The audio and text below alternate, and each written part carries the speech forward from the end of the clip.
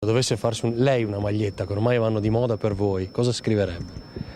Più Padova in Veneto. Lo slogan l'avrebbe già pronto. Il padovano Fabrizio Boron, assessore della Giunta Bitonci, potrebbe essere tra i più papabili per entrare nella lista della Lega Nord per il Consiglio regionale Veneto. Insomma, il clan Bitonci, con la discesa in campo di Boron, avrebbe un peso ancor più significativo nella campagna elettorale di Luca Zaia, visto che già tra i candidati consiglieri c'è il nome di Roberto Marcato, presidente del Consiglio Comunale, come aveva annunciato Rete Veneta nei giorni scorsi. Questo lo vedremo, diciamo che c'è il commissario e ovviamente il presidente candidato che vedranno le liste e sceglieranno i migliori candidati possibili. Diciamo che il Veneto ha bisogno di più Padova, questa è la certezza. Intanto Boron annuncia il ritorno della statua della gatta abbattuta nel settembre del 2013 da un camion retromarcia in pieno centro in via Sant'Andrea. Dopo un lungo restauro, le cui spese sono state interamente coperte dall'assicurazione, giovedì verrà riconsegnata ai padovani. È stata restaurata, una coppia viene fatta e rimessa in vicolo Sant'Andrea e l'originale andrà sulla scalinata del comune all'ingresso